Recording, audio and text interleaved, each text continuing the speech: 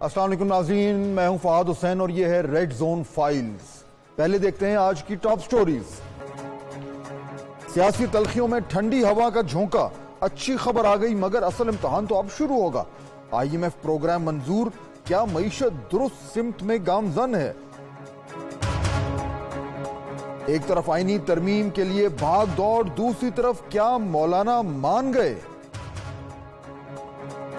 اور عدالتی لڑائی عروج پر، چیف جسٹس قاضی فائز کا جسٹس منصور کو جواب الیکشن کمیشن کا خط، کیا کھیل آخری مرحلے میں داخل ہو چکا ہے؟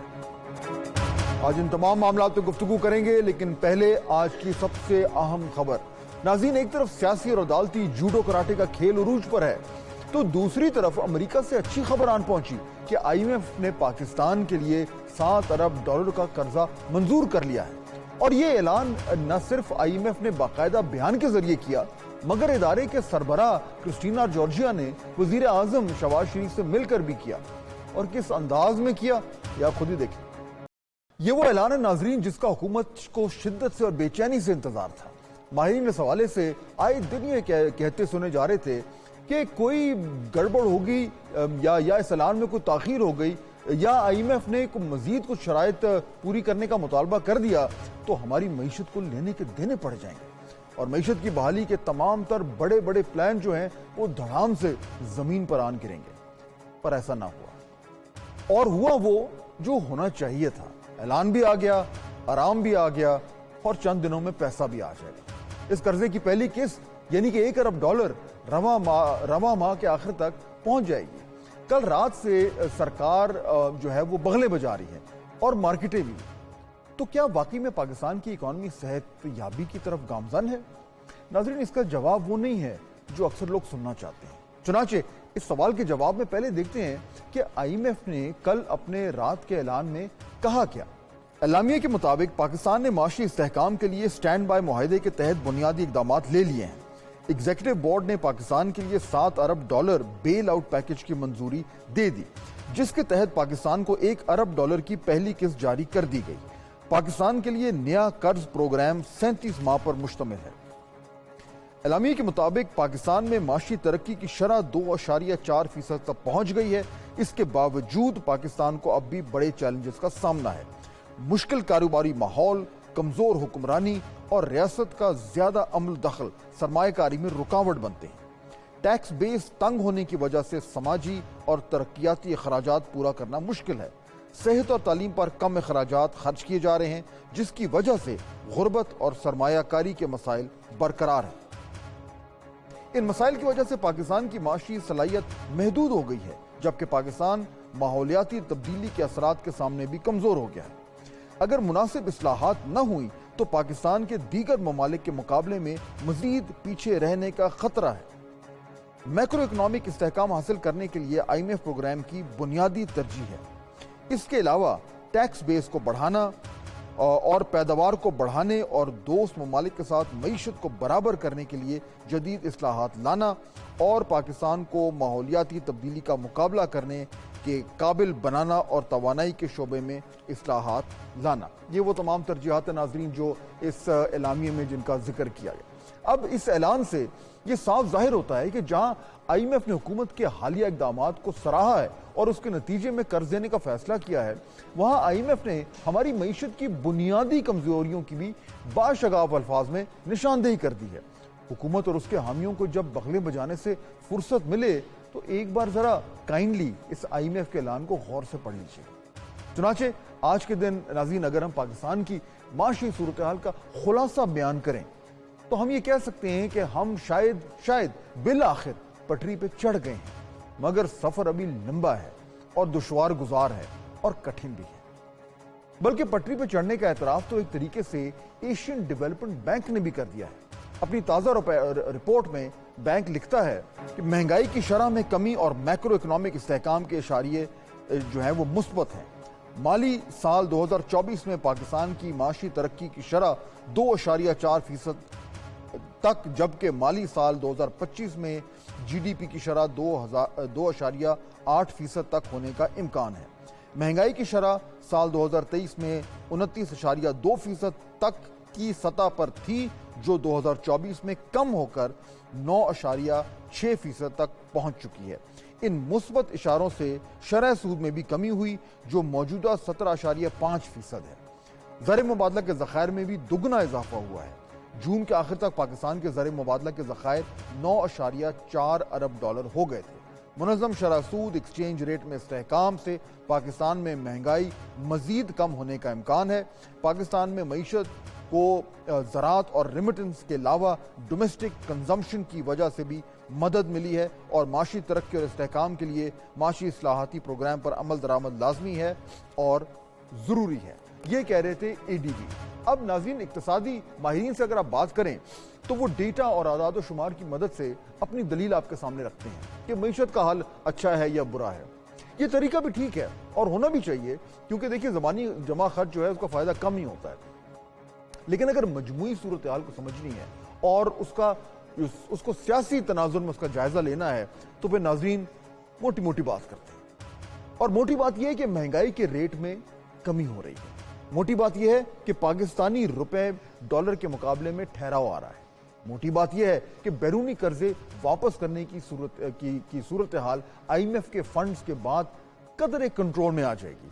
मोटी बात यह है कि स्टेट बैंक ऑफ पाकिस्तान का इंटरेस्ट रेट मजीद कम होने का इम्कान है। मोटी बात यह भी है कि मुश्किल मगर जरूरी इस्लाहात पर कम अज कम काम तो शुरू हुआ है, जिसकी तरफ नाज़रीन वजीर खजाना मोहम्मद औरंगजेब ने भी इशारा किया। असल चैलेंज अब शुरू होगा, असल मुश्किल फैसले अब करने पड़ेंगे, असल सियासी जोर अब लगाना पड़ेगा। IMF का कर्जा तो हम 2 दर्जन बार पहले भी ले चुके हैं।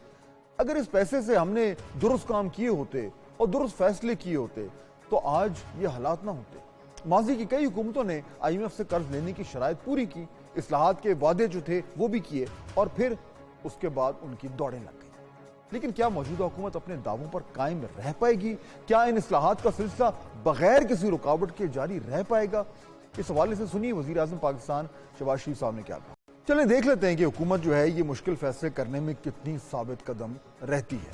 इसलिए आज इस मौजू पे हम तफसील से गुफ्तगू करेंगे और देखेंगे कि ये जो मामलात हैं जहाँ पे खड़े हैं, क्या वाकई में ये दावा करना दुरुस्त है या ये उम्मीद करना दुरुस्त है कि बिल आखिर फाइनली पाकिस्तान की मईशत जो है it is back on the road to recovery. Break लेंगे, वापस आएंगे तो पाकिस्तान के साबिक वजीर खजाना जनाब मिफ्ता इस्माइल साहब हमें ज्वाइन करेंगे, उनसे इसी मौजू पर बात करेंगे। ब्रेक से पहले जिस तरह बात हो रही थी इकॉनमी के हवाले से, और एक बुनियादी सवाल लेकर आज मैं चल रहा हूँ। जो हमारा जो टॉपिक है उसका जो उन्वान है वो ये है, फाइनली रोड टू रिकवरी। क्या वाकई में हमारी इकॉनमी जो है वो अब आहिस्ता आहिस्ता पटरी पे चढ़ चुकी है या चढ़ने वाली है? ये वो इशू है जिसको लेकर मैं आज बात करूंगा। मुझे ज्वाइन कर रहे हैं पाकिस्तान के साबिक वज़ीर खजाना और अवाम पाकिस्तान पार्टी के मरकज़ी रहनुमा जनाब डॉक्टर मिफ्ता इस्माइल साहब। जी डॉक्टर साहब, अस्सलाम वालेकुम। वालेकुम अस्सलाम। अच्छा ये बताएं डॉक्टर साहब कि अभी IMF का प्रोग्राम भी हो गया, तो जो बेसिक इशू है, क्या आपके ख्याल में ये कहना दुरुस्त होगा कि हम बिल आखिर पटरी पर चढ़ चुके हैं, we are on the road to recovery? Ji, I think ये कहना तो बहुत दुरुस्त होगा कि IMF के इस प्रोग्राम से हमको IMF ने ये सर्टिफिकेट दिया है कि पाकिस्तान अगले 3 साल तक अगर इस प्रोग्राम पे चलता रहा तो डिफ़ॉल्ट नहीं होगा। ये बहुत मुख्तलिफ है इसका कि हमारा खुद का कहना, हम कहेंगे यार पाकिस्तान डिफ़ॉल्ट नहीं होगा, दैट्स फाइन। बट अगर IMF भी ये कह रहा है, जिसने हर हुकूमत का कागज़ देखा हुआ है, हर हुकूमत का अकाउंट देखा हुआ है, तो ये बड़ा रीअश्योरिंग हो जाता है इंटरनेशनल इन्वेस्टर्स को, इंटरनेशनल लेंडर्स को कि यार ये IMF के प्रोग्राम में 3 साल तक पाकिस्तान अगर इस प्रोग्राम पे रहेगा तो it will be fine, it will not default, so it will be easier for us to get money into Pakistan, investments into Pakistan. सो ये आई थिंक कि अगर खुदा ना खास्ता IMF का प्रोग्राम नहीं होता तो बहुत सारे मसाइल हो सकते थे जिसको अवॉइड कर लिया है हमने। अच्छा, अब अगर ये मसाइल जो हैं वो अवॉइड कर लिया है तो उसमें जाहिर बात है सबसे बड़ा इशू तो ये था कि जो हमारी जो एक्सटर्नल डेट रीपेमेंट्स हैं वो हम कैसे होंगी, और इन्वेस्टमेंट इंटरनेशनल इन्वेस्टर आएगा नहीं आएगा, वो तमाम लेट्स अज्यूम कि वो हो गए। लेकिन अगर 3 साल हम इस प्रोग्राम में रहते हैं और उसकी तमाम तर शराइत जो हैं वो हम पूरी करते हैं और वो मुश्किल फैसले जो हमें अब लाजमी करने हैं इस प्रोग्राम में रहने के लिए वो हम कर लेते हैं, तो डॉक्टर साहब थोड़ा सा वॉक अस थ्रू के फिर आने वाले 3 महीने में, 6 महीने में, साल में और 2 साल में किस तरीके से इकोनॉमी की सूरत हाल चेंज हो सकती है? देखिए فہد، سب سے جو بڑی آج کل جو بڑی نیوز ہے ہماری، وہ پاکستان میں انفلیشن کم ہونا ہے. جو انفلیشن پچھلے سال 30% ہوتا تھا وہ اب 9-10% ہو گیا ہے. یہ بہت بڑی سگنیفیکنٹ چیز ہے، جس سے اسپیڈ سے لوگ غربت میں جا رہے تھے، وہ اسپیڈ میں بہت کمی آ جائے گی. ہم یہ نہیں کہہ رہے کہ مہنگائی کم ہو گئی، ہم یہ کہہ رہے ہیں کہ مہنگائی جس رفتار سے بڑھ رہی تھی اس میں کمی آ گئی ہے. یہ کیوں ہوا ہے؟ کیونکہ دنیا بھر میں خام تیل کی قیمت کم ہو گئی ہے. جو $124 کا بیرل آف آئل تھا یوکرین کی جنگ کے بعد، جب پی ڈی ایم کی پہلی مرتبہ حکومت آئی، وہ $124 سے کم ہو کے اب $70 کا ہو گیا، اور لوگوں کا اندیشہ ہے کہ شاید 60-65 کا ہو جائے. تو جب آپ نے اتنی پرائسز کم ہو گئی ہیں آئل کی، تو اس سے انفلیشن کم ہو گیا. دوسری طرف آپ یہ سوچیں کہ جو ہم 30 بلین کا امپورٹ کر رہے تھے پیٹرولیم پروڈکٹس اور ایل این جی وغیرہ، اب ہم وہ 20 بلین کا کریں گے، تو ہم کو 10 بلین فورن کرنسی بچ جائے گی. اس سے ایک سپیس حکومت کو مل گئی ہے کہ جس کی وجہ سے یہ تھوڑا سا کام کر سکتے ہیں، تھوڑی سی ڈیولپمنٹ کر سکتے ہیں، تھوڑی سی اکنامک گروتھ بھی لا سکتے ہیں، اور تھوڑے سے اپنے ریفارمز کر سکتے ہیں. لیکن ہم نے یہ دیکھا ہے کہ حکومت نے یہ آئی ایم ایف کے پروگرام سے پہلے بھی جو ریفارم کا ایجنڈا تھا اس کو آگے لے کے نہیں چلا. یہ مشکلات ضرور ہوئی ہیں، ایک اور منی بجٹ بھی ابھی آئے گا، لیکن انہوں نے عوام پہ مشکل ڈال دی. جہاں شہباز شریف صاحب باتیں کرتے تھے کہ ہم حکومت کی سائز چھوٹی کریں گے، وہاں 24% انہوں نے جاری اخراجات بڑھا دیے. وہاں پہ 60% انہوں نے پی ایچ ڈی پی بڑھا دیا. نوکری پیشہ لوگوں کے اوپر 40% ٹیکس کر دیا. Business individuals like doctors and lawyers کے اوپر 50% ٹیکس کر دیا. کمپنیز کے اوپر 54% ٹیکس کر دیا. سو کوئی ریفارم نظر نہیں آیا. نہ این ایف سی ایوارڈ کا کوئی کمیشن فارم کیا، نہ کوئی نجکاری کی طرف پیش رفت کی ہے. جو کمپنی ماں سوائے اس کے جو پی آئی اے کیئر ٹیکرز کر کے گئے تھے. سو واٹ ویو سین از کہ جو مہنگی بجلی ہے، آپ نے بجلی کی مہنگائی جو ہے وہ لوگوں پہ پاس کر دی، لیکن بجلی کے اندر کوئی ایسی چیز نہیں کری کہ جس سے بجلی کی قیمت کم ہو جائے. تو ریفارم جو ہوتا ہے کہ آپ وہ چیزیں کریں کہ جس سے قیمت کم کریں، وہ ریفارم میں یہ فیل ہو گئے. اس میں کم از کم کامیاب ہو گئے کہ لوگوں کے اوپر انہوں نے مزید بوجھ ڈال دیا ہے، لیکن کیونکہ دنیا بھر میں تیل کی قیمت کم ہوئی تو وہ بوجھ تھوڑا کم ہو جائے گا. اچھا، اب اگر لیٹس اسیوم یہ بات آپ کی درست ہے کہ جتنی جارحانہ طریقے سے اصلاحات کرنی چاہیے تھیں، یا جو ریڈیکل سٹیپس لینے چاہیے تھے، یا جو اپنے اخراجات کم کرنے چاہیے تھے، جو شاید پولیٹیکلی ڈیفیکلٹ ڈیسیشنز ہیں، وہ اگر جلدی لے لیتے تو آج حالات اور بھی بہتر ہوتے. مگر ہیونگ سیڈ دیٹ ڈاکٹر صاحب، اگر کچھ سٹیبلٹی آ رہی ہے، میکرو اکنامک سٹیبلٹی آ رہی ہے، اور وہ جو بالکل گلوم اینڈ ڈوم کا جو ایک ماحول بنا ہوا تھا وہ اگر ختم ہونے جا رہا ہے، اور اب آئی ایم ایف کی پروگرام کے اندر جا کر جو آپ کو ایک شاہ خرچیاں کرنے کا جو ایک ہر گورنمنٹ کا ایک شوق ہوتا ہے وہ بھی اب تھوڑا کرٹیل ہو جائے گا، تو اگر آپ پروجیکٹ فارورڈ کریں کہ یہ گورنمنٹ جس طرح کے فیصلہ سازی کرتی رہی ہے، نہ اس میں کوئی بہت زیادہ اور انقلابی ہوگی اور نہ ہی بہت زیادہ بیک سلائڈ کرے گی، اسی طریقے سے اگر کرتی رہے اور آئی ایم ایف کے پروگرام کا پروٹیکشن رہے اور میکرو انڈیکیٹر سٹیبل ہوتے رہیں، تو ان the next 6 months یا اگلے سال میں جو ایک عام آدمی ہے، ایک پاکستان کا شہری ہے، وہ اپنی زندگی میں کس طرح کی تبدیلی ایکسپیکٹ کر سکتا ہے؟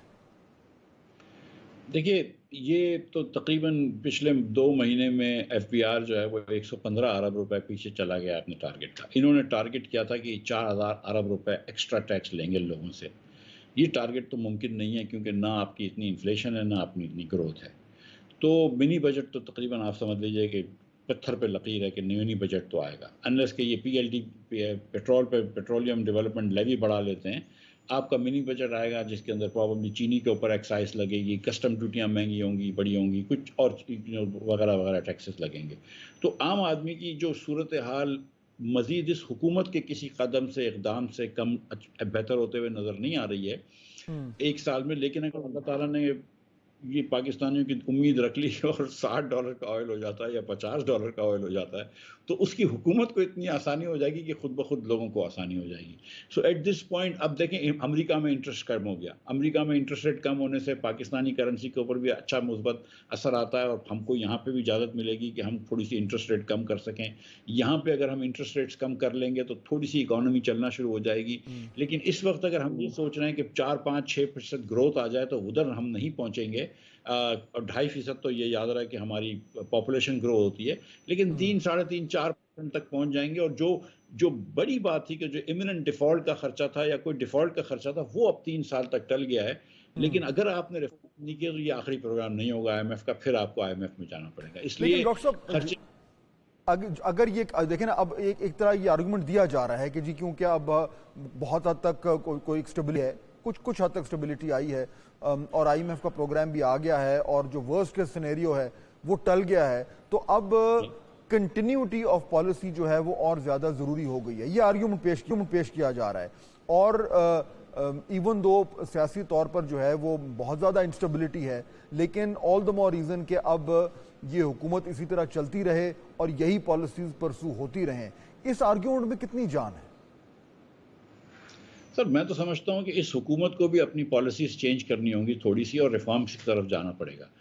اب جس طرح بھی یہ الیکٹ ہو کے آئے ہیں، لیکن اس وقت یہی حکومت ہے نا ہماری، تو انہی کو ریفارم کرنا ہوگا. اور پچھلی مرتبہ جب انہوں نے ریفارم نہیں کیے PDM-1 کے اندر تو کوئی فائدہ نہیں ہوا ان کو بیلٹ باکس پہ. تو لہٰذا جو ضروری کام ہے پاکستان کے لیے وہ کر گزرے ہیں. ان کو یہ چاہیے کہ بھائی آپ NFC ایوارڈ کو کمیشن بنائیں. ان کو یہ چاہیے کہ آپ لوکل گورنمنٹ میں ڈیوالو کریں پاورز، تاکہ لوگوں کو کوئی نہ کوئی فیسلٹی تو ملے. اور ان کو یہ چاہیے کہ آپ نجکاری کریں. یہ 3-4 بڑی چیزیں ہیں جو کرنا بہت ضروری ہیں، اور کچھ حکومت کے اخراجات کم کریں. دیکھیے فہد، پاکستان کے اندر 40% بچہ اسکول میں نہیں ہے، which is the largest out of school population in the world. Hindustan اور چین جو ہم سے 5 گنا بڑے ملک ہیں، اس میں بھی اتنے بچے اسکول کے باہر نہیں ہیں جتنے پاکستان میں ہیں. میں اور آپ جو بھی بات کر لیں، حکومت کوئی بھی اکنامک پالیسی کر لے، پاکستان ترقی نہیں کرے گا جب تک ہم اپنے بچوں کو تعلیم نہیں دیں گے. پاکستان ترقی نہیں کرے گا جب تک ہم اپنی زچگی کی عمر کی بہنوں کی صحت کا خیال نہیں کریں گے اور پاپولیشن گروتھ کو کم نہیں کریں گے. یہ حکومت جو ہے نا اس طرف دھیان دیتی ہوئی نظر نہیں آ رہی ہے. یہ حکومت کا جو شوق ہے نا وہ کورٹ میں امینڈ کر دیں، یہ کر دیں، وہ کر دیں. میں آپ کو بتا رہا ہوں 2 FCCs بنا لیں، ایک FCC بنا لیں، اس کے اوپر ایک اور FCC بنا لیں. اگر آپ پاپولیشن گروتھ کم نہیں کریں گے، بچوں کو تعلیم نہیں دیں گے، پاکستان کبھی بھی گرو نہیں کرے گا. بالکل ٹھیک بات ہے. اس سے ہارڈ ٹو ڈس ایگری جو آپ کا پوائنٹ ہے. بات بھی ٹھیک ہے کہ یہ وہ اقدامات ہیں جو ہر حکومت جن کے حوالے سے دعوے تو کرتی ہے لیکن کام نہیں ہوتا. ایجوکیشن ایمرجنسی پچھلی گورنمنٹ نے بھی، جو PTI کی گورنمنٹ تھی، اس نے بھی دعویٰ کیا تھا ہم لگا رہے ہیں. اس گورنمنٹ نے بھی یہی کہا ہے کہ جو ہم لگا رہے ہیں، لیکن اس کی جو ہے ہمیں کوئی ثبوت تو نظر نہیں آ رہے. لیکن کمنگ بیک ٹو ہمارا جو مین ٹاپک ہے ڈاکٹر صاحب، اب اگر ہم یہ کہہ رہے ہیں کہ جی ہم ایک طریقے سے روڈ ٹو ریکوری پہ چڑھ گئے ہیں، اور آپ کا یہ موقف جو مجھے سمجھ آ رہا ہے کہ ٹھیک ہے جی ابھی تک ہم نے کم از کم اتنا کام تو کیا ہے کہ ہم نے ورسٹ کے سینیریو سے اپنے آپ کو بچا لیا، اور اب اگر ہم اچھے فیصلے کریں یا کم از کم ثابت قدم رہیں تو معاملات کچھ نہ کوئی بہتری کی طرف چلنا شروع ہو جائیں گے، اور اگر مشکل فیصلے اور ریفارم کر لیں تو حالات اور بہتر ہو جائیں گے. اس وقت آپ کے خیال میں فوری طور پر IMF کے پروگرام میں جانے کے بعد اور اس کے ساتھ جو کانفیڈنس آیا ہے، اس کانفیڈنس کو سامنے رکھتے ہوئے مشکل بڑے اصلاحاتی فیصلے کون سے ہونے چاہیے؟ دیکھیے یہ جو آپ نے بہت اچھی تشریح کی ہے، اینڈ آئی تھنک کہ آپ اس پہ بہت ہی اچھی تشریح کی ہے کہ ایک تو ہم نے اپنے آپ کو ڈینجر سے بچا لیا. IMF کا پروگرام یہ ہے کہ آپ نے خدا نخواستہ یہ گارڈ ریلز کھڑے کر دیے کہ ہم اس پل سے نہیں گر سکتے. آپ مطلب آپ نے ایک چھتیں لگا دی ہیں، تو وہ IMF نے آپ کو بچا لیا. ساتھ آپ کو دنیا بھر میں پیٹرول سستا ہو گیا، LNG سستا ہو گیا، DAP سستا ہو گیا، فرٹیلائزر سستا ہو گیا. تو آپ کے پاس گروتھ کی اپرچونٹی آ گئی ہے، آپ کے پاس یہاں پہ روزگار پھیلانے کی اپرچونٹی آ گئی ہے. اب اس کے اندر آپ کو جو ہے نا فلف اور نجکاری کی طرف جانا چاہیے. نجکاری کا قانون چینج کر کے بجلی کی کمپنیوں کو فوراً بیچنا چاہیے، نمبر 1. نمبر 2، آپ کو NFC کا ایوارڈ کرنا چاہیے اور کوئی نہ کوئی کر کے ریشنلائزیشن کرنی چاہیے تاکہ آپ اس کے اخراجات کو کم کر سکیں. وفاق کا جب تک ڈیفیسٹ کم نہیں ہوگا، وفاق اگر بینکرپسی کی نہج پہ رہے گا تو پاکستان آگے نہیں بڑھ سکتا. آپ چاروں اکائیاں جو ہیں نا وہ وفاق کے اوپر کھڑی ہیں، تو وفاق کو مضبوط کرنا ضروری ہے. جو تیسری چیز جو ہے وہ ڈیولوشن کرنا بہت ضروری ہے کہ آپ ڈسٹرکٹس اینڈ ڈویژنس کو پاور دیں. جہاں پہ اسکولیں چل رہی ہوں، جہاں پہ ہسپتالیں چل رہی ہوں، جہاں پہ روڈ رستے ہوں، آپ کے یہاں ڈفرینٹ پولیٹیکل انٹیٹیز بھی ابھریں گی. مور امپورٹنٹلی یہ ڈی سینٹرلائز ہو جائے گا اور کلوز ٹو دا پیپل ہوگا. تو دیکھیں فہد، جو پاکستان میں آج مایوسی چھائی ہوئی ہے، جو بچے ہمارے پڑھے لکھے چلے جاتے ہیں باہر ملک کے، وہ کیا ہوتا ہے پاکستان میں ہم نے زندگی بڑی مشکل کر دی ہے. اب اگر ہم کو لگ رہا ہے کہ PTI کا سوشل میڈیا جھوٹ لگاتا ہے اور وہ کرتا ہے تو آپ نے انٹرنیٹ کو سلو کر دیا. یہاں پہ گرمیاں آتی ہیں، بجلی کم ہو جاتی ہے، بجلی لوڈ شیڈنگ ہو جاتی ہے. سردیاں آتی ہیں، گیس آپ کے چولہے میں نہیں آ رہی ہوتی ہے. آپ کراچی جیسے شہر میں رہتے ہیں، سارا سال پانی نہیں آتا ہے. بندہ مر جاتا ہے تو قبر ڈھونڈنا پاکستان میں مشکل ہوتی ہے. We have made life difficult for every Pakistani.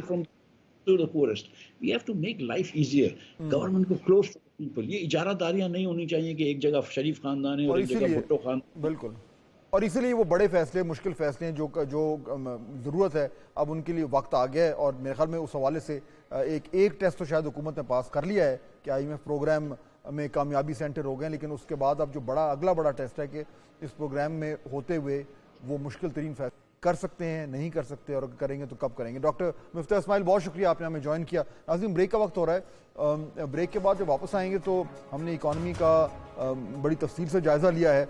अब ज़रा उसी तरह का जायज़ा लेते हैं कि सियासी मैदान का वहाँ पे क्या हो रहा है, कौन क्या कर रहा है, मौलाना साहब क्या सोच रहे हैं, और जो आइनी बिल है वो किस तरफ जा रहा है, और अदालत में क्या हो रहा है। नाज़रीन, ब्रेक के बाद खुश आमदेद। मौलाना फिर मौलाना है, कोई माने या ना माने, मगर अब तो शायद सभी मानते हैं।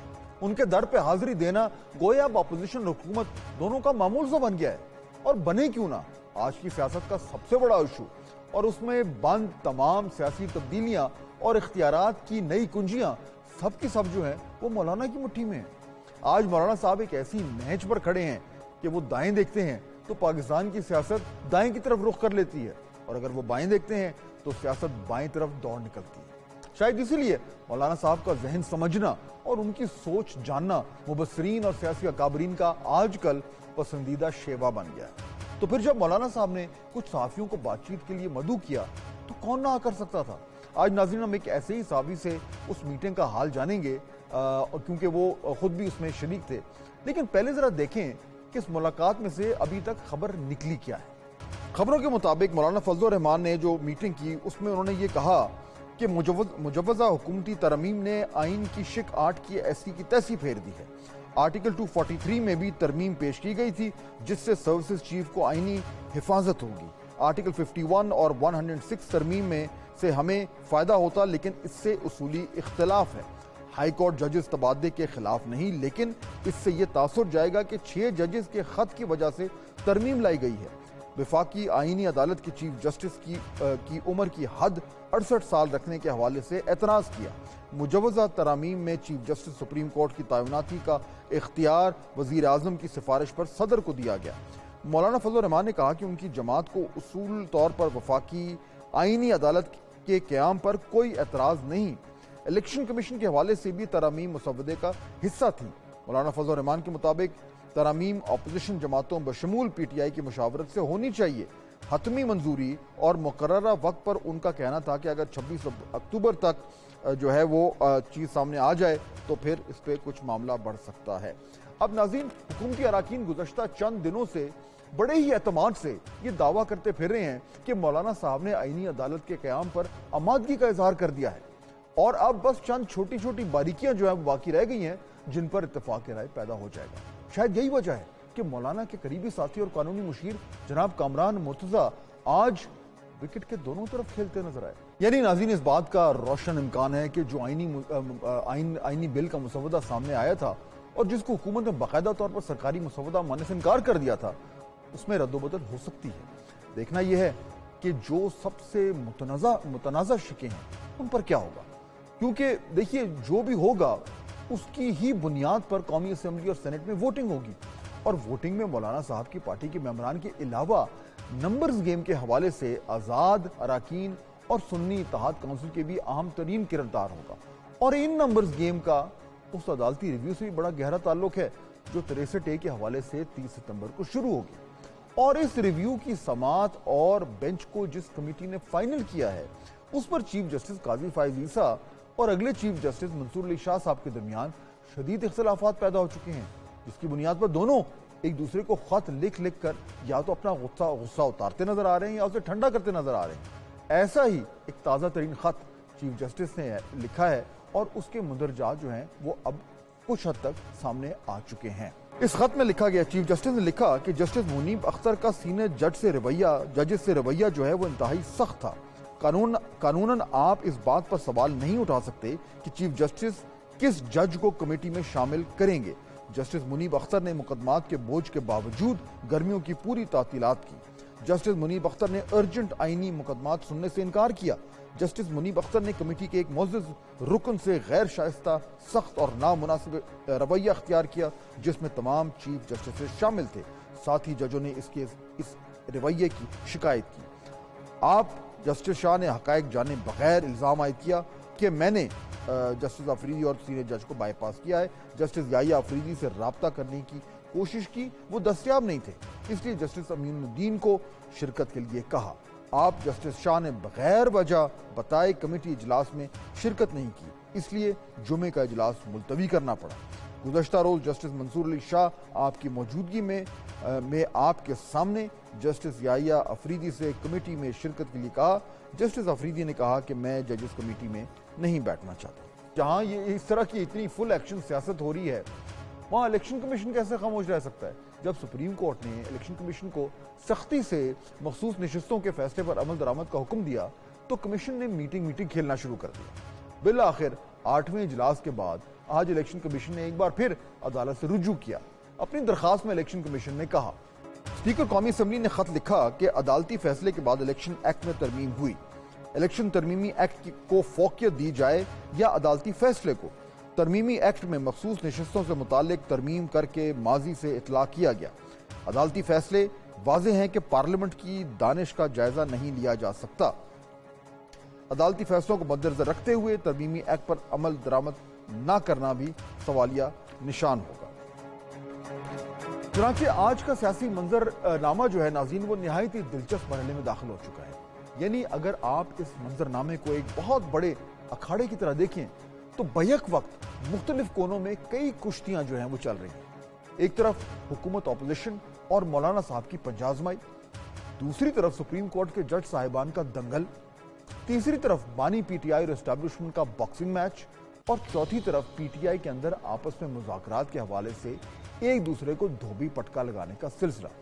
कौन किसको चित कर रहा है, इसकी कुछ इंडिकेशंस आज आनी शुरू हो गई हैं, क्योंकि ताज़ा तरीन खबरों के मुताबिक पाकिस्तान तहरीक के इंसाफ के अंदर भी कोई इखाड़ पिछाड़ हुई है। रऊफ हसन साहब, जिनको जो इंफॉर्मेशन सेक्रेटरी थे, जिनके हवाले से सुनने में आ रहा था कि जो बानी पीटीआई उनको को तहफ़्फ़ुज़ात हैं, आज उनको इस अहम तरीन ओहदे से हटा दिया गया, फारिग कर दिया गया और उनको एक और ओहदा दे दिया गया थिंक टैंक के हवाले से, और उनकी जगह शेख वकास अकरम जो है उनको इंफॉर्मेशन सेक्रेटरी लगा दिया गया। ये भी बड़े अरसे से सुनने में आ रहा था कि शेख वकास अकरम साहब जो हैं वो पंजाब में भी कुछ अहम जिम्मेदारियां संभाल सकते हैं, लेकिन बिल आखिर उनको इंफॉर्मेशन सेक्रेटरी लगा दिया गया। ये इसकी वजूहत क्या हुई हैं, ये इखाड़ पिछाड़ जो है वो किस बात की इंडिकेशन दे रहा है, और इस वक्त जो ये बड़ा इंटरेस्टिंग, दिलचस्प और फुल एक्शन सियासी माहौल बना हुआ है, इसमें पाकिस्तान तहरीक के इंसाफ के अंदर जो ये नई तब्दीलियाँ, ये नई लड़ाई झगड़े और ये नई इखाड़ पिछाड़ हुई है, इस पर बात करने के लिए हमें ज्वाइन कर रहे हैं दो बहुत ही अहम लोग जो इन मामलात को बड़े करीब से भी देख रहे हैं और कुछ हद तक शायद इन्वॉल्व भी हैं। काशिफ अब्बासी साहब पाकिस्तान के मायनाज़ एंकर जर्नलिस्ट मेरे कॉलीग हैं, मुझे ज्वाइन कर रहे हैं, और उनके साथ मेहरबान कुरैशी साहबा पाकिस्तान तहरीक इंसाफ की नुमाइंदगी करती हैं। आप दोनों का बहुत शुक्रिया। काशिफ, मैं शुरू ज़रा आपसे पहले करता हूँ, नॉर्मली हम पॉलिटिशियन से शुरू करते हैं, but I will start with you because मौलाना साहब का जो सियासत है वो अभी भी ताज़ी खबर भी ये है कि पीटीआई वाले भी उनके पास गए हुए हैं। दोनों तरफ से जो है वो पूरी कोशिश की जा रही है कि वो उनकी तरफ आ जाएं, और अभी मैं सुन रहा था कि वो सलमान अकरम राजा साहब ने तो ये भी कहा कि जी ये जो खबरें आ रही हैं कि मौलाना साहब जो हैं वो गवर्नमेंट की तरफ जा रहे हैं, ये बिल्कुल गलत हैं, ऐसी कोई बात नहीं है, वगैरह वगैरह। आपकी उनसे मुलाकात हुई और भी कुछ हमारे कॉलीग्स की कल उनसे, आपका क्या सेंस निकला कि क्या वाकई में मौलाना साहब हुकूमत की तरफ से कुछ मान गए? देखिए, हमारा टेक अवे तो इसके करीब तर ही है कि मौलाना साहब मान गए। ये हम बहुत से लोगों ने आपस में नोट्स एक्सचेंज किए कल, बल्कि एक रात को। मैं आपको इसलिए बैकग्राउंड बता दूं कि बहुत से लोगों का जो वहां से निकले ये ख्याल था कि मौलाना साहब उन तरामीम का दिफा कर रहे थे जो कि अब मुसवदे में होंगी या आने वाली होंगी। उन्होंने कहा कि देखें ना, मेरी जो सबसे बड़े खदशात थे वो आर्टिकल 8 और फिर बाद 2009 में थे, वो तरमीम से निकाल दिया गया, जिसपे उन्होंने कहा था कि बिलावल साहब ने कहा कि मेरी मजबूरी है। कल भी उन्होंने हमें यही बताया कि बिलावल साहब या पीपल्स पार्टी उसको मजबूरी ही बता रही थी कि हमारी मजबूरी है कि हमने ये करना है, लेकिन वो निकाल दिया गया है। उन्होंने कहा कि मुझे ये कहा गया कि जो आईनी अदालत है ये तो मौलाना साहब आपका अपना जो प्रपोजल था, जजेस की उम्र 67 साल, देखें बांग्लादेश में 67 साल उम्र है जजेस की। फिर मिलिट्री कोर्ट्स के बारे में उन्होंने कहा कि 2 साल की सनसेट क्लॉज होगी और मिलिट्री कोर्ट्स बन जाएंगे। देखें ना, मुल्क में दहशतगर्दी के मामलात हैं, फिर मिसिंग पर्सन्स होते हैं, तो अच्छा है कि कोर्ट होगी और उससे सजाएं हो जाया करेंगी। 63A पर भी कुछ लगा ऐसा ही कि मौलाना साहब इत्तेफाक करते हैं। जो हाई कोर्ट की ट्रांसफर्स की बात थी, उस पर कामरान मुर्तज़ा साहब थ्रू आउट द मीटिंग वहां बैठे थे, तो उनका ये कहना था कि जी मेरा जाती मौक़िफ़ ये है कि इसमें कोई खराबी नहीं है कि जजेस को एक हाई कोर्ट से दूसरे ट्रांसफर किया जाए। ठीक। तो मुझे ये लगा ये सारी बातें सुनकर कि लार्जली JUIF अग्री कर रही है तरामीम पर।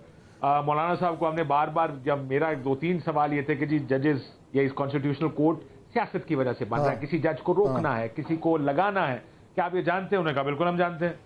साथ ही जब वो बताया गया कि 9 मई क्या जाएगा मिलिट्री कोर्ट में, ये इस वजह से मिलिट्री कोर्ट्स बन रहे हैं, उन्होंने कहा मैं ये भी जानता हूँ और हाँ जिसने किया वो होना चाहिए। सो इन शॉर्ट अगर आप मुझसे पूछें तो मुझे लग रहा है कि ये मौलाना साहब हुकूमत के बहुत ज्यादा करीब है। अच्छा, मैं इससे पहले कि मैं मेहरबानो साहिबा की तरफ जाऊं, ये जरा सुनिएगा, जो अभी पाकिस्तान तहरीक इंसाफ का डेलीगेशन जो अभी मिलकर निकला है कुछ ही देर पहले मौलाना साहब से, वो इसमें क्या कह रहे हैं? बहुत अच्छी गुफ्तगू हुई, हमने आईनी मामलात भी देखे हैं। आइंदा एक हमने कमेटी तश्कील दी है जो बैठकर इकट्ठे इन मामलात को देखेगी। लेकिन मैं ये वाजे करूं कि जो चहमगोइयां पिछले कुछ दिनों से हो रही हैं प्रेस में कि मौलाना ने कोई फैसला कर लिया है, मौलाना हुकूमत का साथ देंगे, ऐसा कुछ नहीं है। तो हम इस सब की मुज़ाहमत करते हैं, हम मुदाफ़ियत करते रहेंगे, मौलाना हमारे साथ हैं। काशिफ, वेरी ब्रीफली, ये फिर क्या ये ट्रक की बत्ती के पीछे लग रहे हैं? फिर ये देखिए, हमने ये नहीं कहा कि मौलाना ने फैसला कर लिया, हम ये कह रहे हैं कि हम वहां से ये सेंस लेके निकले मौलाना इन सबको डिफेंड कर रहे थे। अच्छा। और लग ऐसे रहा है कि वो कन्विंस्ड हैं कि ये 2-4 चीजें निकालने के बाद ये मुसवदा गुजारे लायक ठीक है। ओके। तो देखिए, मौलाना अपनी अहमियत ना इनके लिए खराब करेंगे ना उनके लिए खराब करेंगे। Why would he push somebody away by saying नहीं मैंने फैसला कर लिया है? तो ये तो वक्त ही फैसला करेगा कि मौलाना लाइन के इस साइड पे खड़े होते हैं या उस साइड पे। तो मेहरबानो साहब, फिर ये आप जो हुकूमती मुख्तलिफ वज़रा हैं उनको भी हम सुन रहे हैं, वो भी कह रहे हैं जी बिल्कुल मामला तय हो गए हैं। अब ये जर्नलिस्ट मिल के आए हैं, काशिफ आपको अपनी पर्सनल एक्सपीरियंस बता रहे हैं, तो फिर तो ऑब्वियसली यही लग रहा है कि मामला तय पा गए। जी फहद साहब, well there's many a slip between the cup and the lip, और ये दोनों तरफ के लिए कहा जा सकता है। आई थिंक मौलाना साहब जो जैसे अंग्रेजी में कहते हैं is keeping his cards close to his chest, जो कि बिल्कुल अगर उनकी सियासत अगर सियासी नजर से देखा जाए तो वो सही कर रहे हैं, उनको ऐसे ही करना चाहिए। बट मेरा जो नुक्ता नजर है ना, अगर ये अमेंडमेंट्स जिस तरह के हमने सुना है कि इस किस्म की अमेंडमेंट्स आ रही हैं, अगर ये अमेंडमेंट्स आ जाती हैं और इन्हें बुलडोज कर दिया जाता है पार्लियामान के जरिए, तो सबकी अहमियत कम हो जाएगी। मेरे ख्याल में जमहूरियत की अहमियत ही खत्म हो जाएगी। तो उसमें क्या मौलाना की अहमियत, क्या बिलावल साहब की अहमियत, और नून लीग की तो वैसे ही अहमियत नहीं रही पाकिस्तान की सियासत में इस वक्त। तो मेरे ख्याल में everybody needs to take a good hard long look कि हम अगर सिर्फ शॉर्ट टर्म बेनिफिट्स के लिए कर रहे हैं 100 दफा करें, मगर इसके लॉन्ग टर्म रेपरकशंस होंगे। पाकिस्तान तहरीक इंसाफ फिर भी इन आईनी तरामीम को रेजिस्ट करेगी। क्यों करेगी?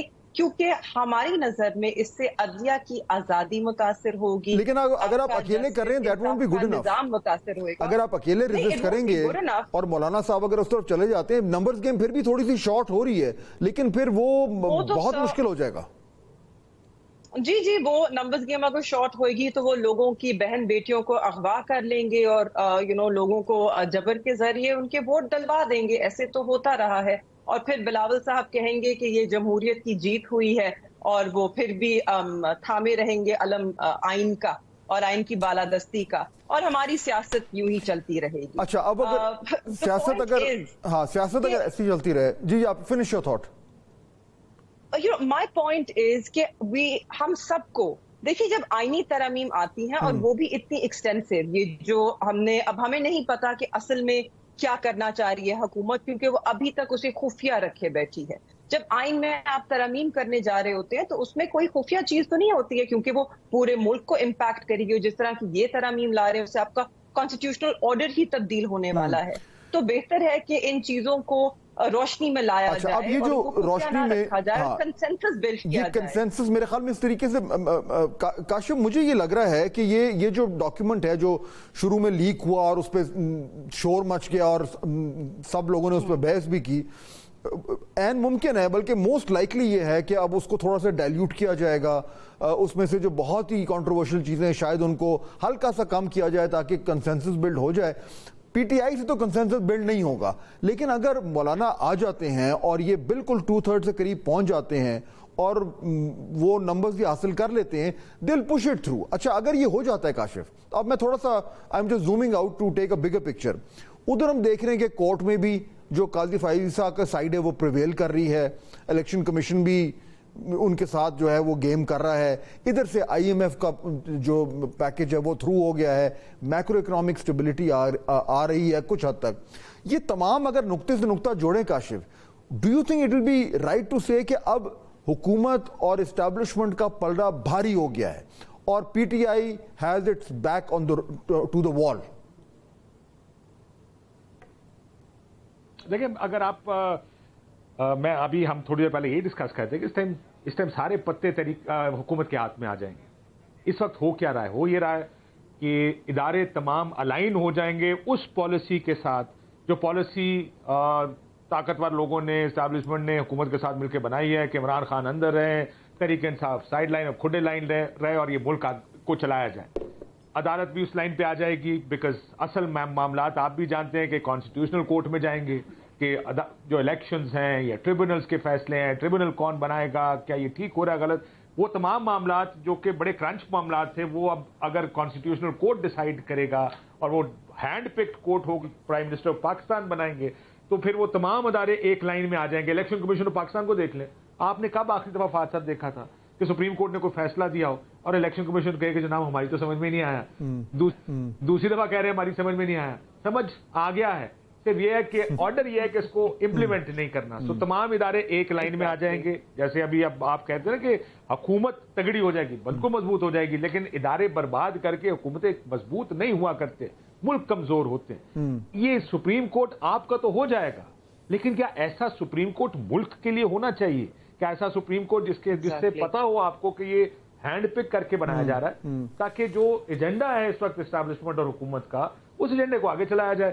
تو اس بات کی حد تک میں آپ سے بالکل اتفاق کرتا ہوں کہ یہ ہو جائے گا، یہ کامیاب ہو جائیں گے، یہ 2 تہائی اکثریت اکٹھی کر لیں گے، نہ وہ تو بندے اٹھا کے کر لیں گے۔ آپ کو بھی پتا ہے کہ پنجاب اس میں 6 بندے تھے ان کے پاس جب بندے شارٹ تھے ان کے پاس، تو وہ جو ایم این ایز جن کو اٹھایا، جن کا بی بی ذکر کر رہی تھی، انہوں نے اٹھا لیے تھے، تو یہ ابھی بھی کچھ نہ کچھ کر کے بندے پورے کر لیں گے۔ But is that the right thing to do کہ ملک کے لیے سب سے اچھا؟ دیکھیں یہ جو چیکس اینڈ بیلنسز ہیں کسی وجہ سے نظام میں ہوں، اگر آپ چیکس ہی ختم کر دیں گے اور ایک فری ہینڈ کسی ایک کی پالیسی بنے گی اور وہ پالیسی قوم من حیث القوم سب ادارے فالو کر رہے ہوں گے اور اسی طرح چلیں گے، تو پھر مسئلہ ہو جائے گا۔ بالکل، اور اس سے دوسری سائڈ پہ جو گیپ ہے پی ٹی آئی کا اور باقی یہ سارے سائیڈ کا، وہ اور زیادہ بڑھتا جا رہا ہے مہربانو صاحب۔ اور اب جو یہ لیٹسٹ ڈیولپمنٹ ہوئی ہے کہ جو رؤف حسن صاحب ہیں ان کو ہٹا دیا گیا ہے ایز انفارمیشن سیکرٹری اور ان کی جگہ شیخ وقاص اکرم صاحب کو جو ہے اپوائنٹ کر دیا گیا ہے۔ خان صاحب نے آج جو بات کی ہے جرنلسٹ، انہوں نے کہا جی بالکل کوئی مذاکرات نہیں ہونے اسٹیبلشمنٹ سے، شاید یہی وجہ ہے کہ رؤف حسن صاحب کو ہٹایا ہے۔ تو یہ ہارڈننگ آف پوزیشن جو ہے یہ کیوں ہو رہی ہے؟ فرسٹلی جسٹ ٹو کلیریفائی، رؤف حسن صاحب جو ہیں خود اس بات کے حامی تھے کہ ینگ بلڈ کو آنا چاہیے ہے اور جماعت میں جو نوجوان قیادت ہے انہیں آگے آنا چاہیے ہے۔ تو I think he wants to focus خود بھی on the think tank and the policy in the party, and وہ چاہتے تھے کہ نوجوان لوگ سامنے آئیں، تو it's nothing more than that. لیکن آج خان صاحب نے ان پہ تنقید کی ہے کافی، خان صاحب نے کہا ہے کہ رؤف صاحب کو یہ باتیں نہیں کرنی چاہیے تھیں مذاکرات کے حوالے سے۔ جی، کیونکہ شاید انہیں لگتا ہے کہ ان کا وہ سٹانس نہیں تھا، تو رؤف صاحب کو شاید کلیریفائی کرنا چاہیے تھا۔ خان صاحب کہا کہ آئی ڈونٹ نو، میں نے نہیں پڑھا، آئی ڈونٹ نو خان صاحب نے کیا کہا ہے۔ جہاں تک ہارڈننگ آف دا سٹانس کی آپ بات کر رہے ہیں، تو دیکھیے جی، واٹ ڈو یو ایکسپیکٹ؟ ہم نے بہت لچک دکھائی ہے، وی ہیو آلویز لیفٹ روم۔ بے شک اگر ہم کہتے بھی تھے کہ ہم پی ڈی ایم کی جو جماعتیں ہیں اور یہ اس حکومت سے گفتگو نہیں کریں گے، مگر اس کی وجوہات ہم دیتے تھے کہ اس وجہ سے ہم ان کے ساتھ انگیج نہیں کرنا چاہتے. مہربان صاحب آپ کا پوائنٹ آ گیا ہے, انڈرسٹوڈ. میں آپ دونوں کا شکر گزار ہوں, آپ نے ہمیں جوائن کیا. ناظرین, صورتحال کا جائزہ آپ نے دیکھا, ایک بڑے ہی ایک امپورٹنٹ جنکچر پہ اس ٹائم ہم کھڑے ہیں, اور میرے خیال میں آنے والے دنوں میں جو چند فیصلے ہوں گے آئینی ترمیم کے حوالے سے, اس سے بہت حد تک واضح ہو جائے گا کہ معاملات کس طرف جا رہے ہیں. کہ الٹیمیٹلی جو بھی کاشف عباسی بات کر رہے تھے اس میں بڑا وزن ہے کہ اگر آپ ایک بیٹل جیت لیں لیکن اس کا وار جو ہے, جو لانگ ٹائم امپیکٹ ہے, لانگ ٹائم ایفیکٹس ہیں, وہ کیسے ہوں گے پاکستان پہ, یہ سوچنا بہت ضروری ہے. آج کے پروگرام کا وقت ختم ہوتا ہے. آپ سے انشاءاللہ اب نیکسٹ ویک ملاقات ہوگی. اللہ حافظ.